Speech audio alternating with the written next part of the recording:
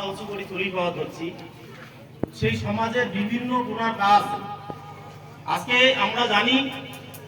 তোমরা সমাজের সব খারাপ দিকগুলোর বিরুদ্ধে লড়াই করিয়া ভালো দিকগুলো তুলে ধরছে আমার সামনে। আজকে যেটা তোমরা সবাই জানে, বিয়ের সময় যে পণ প্রথা, ওটা কিন্তু তোমরা নিষিদ্ধ করে দিছে। আজকে সমাজের একটা ভরত ছোট্ট ছাওয়া জন্মগ্রহণ করার সময় দুই রকম প্রতিক্রিয়া হয়। বেটা হইলে আনন্দে ভরি ওঠে, মিষ্টি খাওয়া শুরু হয়। বেটি হইলে কান্না রোল করে অনেকের বাড়িতে। কারণ একটাই, কন্যা সন্তান বা বেটি হলে নাকি সেটা হচ্ছে একটা বোঝা। তো সব দিক থাকিয়া পণ প্রথা নিষিদ্ধকরণ থেকে শুরু করিয়া আজকে আমার ছাওয়ার ঘর টাকার অভাবে বই বড়ি পায় না। আমরা দেখি যে অন্য জাতি অন্য লোকজন সমাজের প্রথম সারি যায় যায়, দেশ চালায়, রাজ্য চালায়, সেই জায়গাগুলো বসে আছে।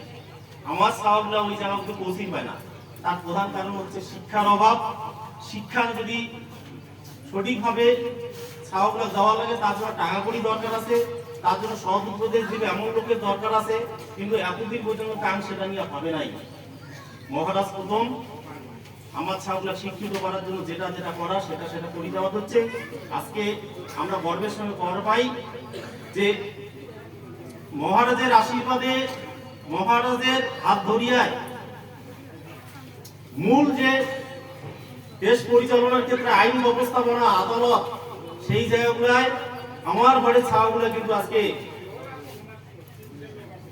খুব সুখ্যাতির সঙ্গে, সম্মানের সঙ্গে কিন্তু মোটামুটি উকিলতি করে ধরছে। আজকে অনেকগুলো উকিল মহারাজের হাত দিয়ে তৈরি হয়েছে। মহারাজের হাত দিয়া বর্তমানে আইএস, আইপিএস, ডাব্লিউবিসিএস এবার কোচিং এর জন্য অনেক আমার ঘরে ছাওয়াগুলো আমরা সহযোগিতা করে দিচ্ছে কোচিং নেওয়ার জন্য। বিভিন্ন পেশা, ডাক্তার থেকে ইঞ্জিনিয়ার থেকে শুরু করে বিভিন্ন পেশা আজকে আমার লোকগুলা পৌঁছেছে। প্রত্যেকটাই কিন্তু মহারাজের আশীর্বাদের জন্য হওয়া হচ্ছে। পাশাপাশি আজকে দেখো সমাজে যখন বিপদ আসে যে কোনো ব্যাপারে মহারাজই কিন্তু একমাত্র পাশে দাঁড়ায়। সেটার প্রমাণ হচ্ছে এসআইআর। কয়েকদিন আগে থেকে তোমরা সবাই জানি ধরছেন।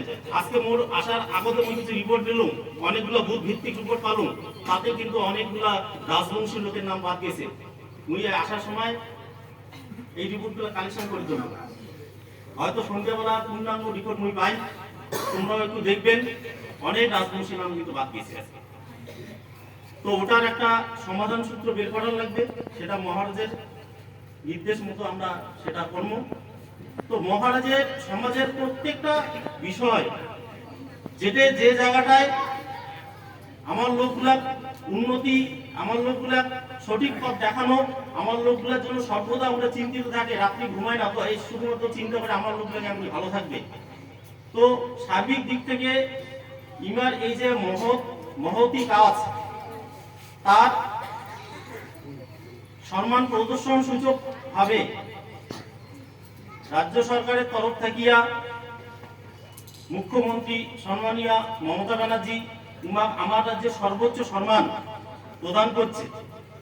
এটা আমরা সবাই জানি, যেটাকে কয় বঙ্গ বিভূষণ সম্মান। এটা রাজ্যের সব থেকে টপ সর্বশ্রেষ্ঠ সম্মান। এবং উমক যেভাবে সম্মান প্রদর্শন করছে, ওটা নিজের চোখে দেখা সৌভাগ্য মোর হয়েছে। ওটা আরো অনেকে গুণীমানী ব্যক্তি, গায়ক গায়িকা, নায়ক নায়িকা থেকে শুরু করে লেখক অনেকে আছে, কিন্তু ইমাক যে সম্মানটা দিছে কাকু কিন্তু ওই সম্মানটা দেয় নাই। ইমাক আসিয়া ভক্তি দিয়া যেভাবে উমাক দিয়ে প্রথম উদ্বোধন, পুষ্পাঞ্জলি জ্ঞাপন সবকিছু ইমাক দিয়ে করেছে। ইমরা ছিল ওটার হচ্ছে প্রধান মধ্যমণি। তো মুই ওই দৃশ্য দেখা সৌভাগ্য হয়েছে। মুই ভীষণভাবে আপ্লুত, খুশি, গর্বিত। একজন রাজবংশী ঘরে ছাওয়া হিসাবে মুই মনে করুন তোমরা গুলাও গর্বিত নাকি? এত দেশ বিদেশের নামী খ্যাত প্রখ্যাত বাউল শুক্র গায়ক থেকে শুরু করে সবাই ছিল ওটে। সারা ইন্টারন্যাশনাল ফিগারও ছিল অনেকে, যাচ্ছেন সারা বিশ্ব। কিন্তু মহারাজও ওদের যে সম্মানটা দিছে, অন্য কাউকে কিন্তু সেই সম্মানটা পায় নাই। মুই তো একটা রাজবংশী ঘরে ছাওয়া হিসেবে মোর বুকটা গর্বে ফুলে ওঠে। তোমারও নিশ্চয়ই গর্ব হবে। আগামী দিনে মুই মনে করো মহারাজ আজকে সারা বিশ্বে বড় বড় সম্মান, এটা দিয়ে হয়তো শুরুটা হল, বড় বড় সম্মানগুলো কিন্তু মহারাজও দিতে বাধ্য হবে বলে আগামী দিনে মোর মনে হয়। একটা সময় নোবেল পুরস্কারের মতো পুরস্কার মহারাজের জন্য হয়তো অপেক্ষা করে চলছে। আমরা সেই দিনের অপেক্ষায় থাকবো। আজকে ওঠে থাকিয়া তারপরে আমরা গেছিলাম আজমগড় উত্তরপ্রদেশে। ওটা মনে রাজভোজ সমাজের পক্ষ থেকে একটা সোহেল দেবের, তোমরা জানেন মহারাজা সোহেল দেবের জন্মতিথি ছিল, সেই অনুষ্ঠানও প্রধান অতিথি ছিলেন আমার শ্রী শ্রী অন্ত মহারাজ। সেই অনুষ্ঠানে গিয়ে আমি ভীষণভাবে আবির্ভূত যে ইমা ভোটেগুনাও সমস্ত ওটেকার বড় বড় নেতা মন্ত্রী মিনিস্টার অনেকে ছিল, কিন্তু ইমা ভগবানের আসন দিছিল। ইমাক যেভাবে স্বাগত জানাইছে, যেভাবে সম্মান জ্ঞাপন করছে, আজকে মুই উঠে যাও ভীষণভাবে অভিভূত। তো এই কয়েকদিনের একটা জার্নি যেতে যেতে গেছিল, এটা আমি সৌভাগ্যবান মহারাজের পাশে থাকি বছর মুই নিজের চোখে দেখছি। তাহলে সারা ভারতবর্ষের লোকের চোখে আজকে মহারাজ কোন জায়গায় পৌঁছেছে, কিন্তু আমরা এলাকায় কিছু মূর্খ সূর্খ লোক, মূর্খ মানে কিন্তু শুধু পড়াশোনা চালিয়ে সে শিক্ষিত নয়, যার মানসিকতাটাই মূর্খ, তাই অলওয়েজ সবসময় কি করে দিচ্ছে, সমালোচনা করে দিচ্ছে।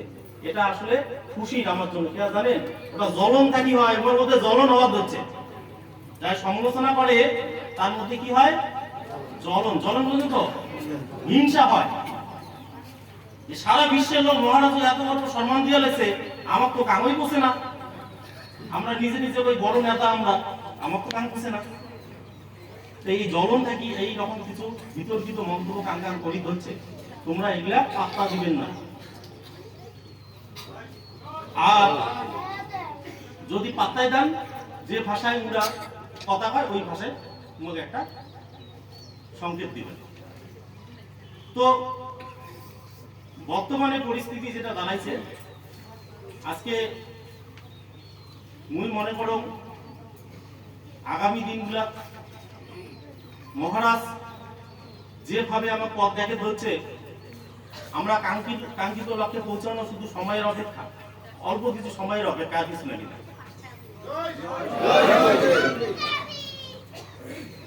আজকে মোর অনুরোধ থাকবে, সবাই বাড়ি যায় বুথের যে বিএলও, একজন দায়িত্বপ্রাপ্ত বিএলও ছিল, হয় না, এসআইএলও, ওটা এবার যোগাযোগ করবেন, অনলাইনেও পাবেন, যা দেখবেন নামগুলো আবার ঠিকঠাক আছে কিনা। নাম যদি ঠিক থাকে তাহলে তো ভালো, যদি না থাকে অবশ্যই যোগাযোগ করবেন। ওটা একটা জাস্টিস মানে বিচারকের তত্ত্বাবধানে নাম কিছু উঠবে, আর ওটা থেকে যার যার বাদ গেছে, সেটার জন্য নির্দিষ্ট একটা পদ্ধতি আছে। তোমরা খালি দেখবেন যে লিস্টের মাঝে যে লিস্ট হবে একটা ফ্রেশ লিস্ট থাকবে, যার যে লিস্টে নামের পাশে দেখবে ডিলিট লেখা থাকবে, তার মানে ওনার নাম ডিলিট হয়ে গেছে, ওটার করার কিছু নেই। আর একটার পাশে লিখবে যে আন্ডার জাস্টিসমেন্ট মানে বিচারাধীন, ওইটা যদি থাকে ওইটার জন্য ফর্ম 6 ফর্ম 7 এটা ফিল আপ করা লাগবে। এটা একটা পদ্ধতি আছে, তা সেইটা তোমরা যার নাম বাদ করি যদি এরকম থাকে তাহলে অবশ্যই যোগাযোগ করবেন। আর দ্বিতীয় কথা হচ্ছে মহারাজের নির্দেশ, মহারাজের বাণী কোনো কিছু চিন্তা ভাবনা না করি যায় অক্ষরে অক্ষরে পালন করবেন, তাই অবশ্যই সফলতার মুখ দেখবেন প্রত্যেকটা বিষয়ে, এটা আমার বিশ্বাস। মুই একটা ছোট্ট একটা অল্প গল্প করিয়ে শেষ করো। একটা সাপ 7-8 দিন থেকে খাবার নাই, গাছটা খুব পেটত খিদা, সামনে দিয়ে একটা ব্যাং লাফে লাফে যাওয়া যাচ্ছে। এবারে বিষয়টা হচ্ছে সাপ ঠাকুরের ভগবান ডেকে কয় যে মোর তো শরীরে শক্তি কমে গেছে খাবার না পাইতে পাইতে, তা ঠাকুর এবারে জেনে মুই সাপটা পায়, মুই যাতে ব্যাংকটা স্বীকার করি পাই, ভগবানের কাছে প্রার্থনা করলে সাপটা ঠিক, ব্যাংকটাও একই রকম একটা প্রার্থনা করলে উনিও দেখছে সাপ চলে যাচ্ছে, ইনাও পায় যে ঠাকুর মুখ যাতে সাপটা খাবার না পায়। ভগবান পড়ে গেছে বিপদ, কার কথা শুনে? সাপও ভগবানের শরণাপন্ন আছে, জ্ঞানও শরণাপন্ন আছে। তো ভগবান দুইজনের দুইটা নির্দেশ দিছে, কথাটা বলার পিছনে কারণ আছে। সাপও কইছে তুই ব্যাংকটা ধরলিয়া ছাড়বো না, চিপি ধরিয়া সাথে সাথে খায় পাবি।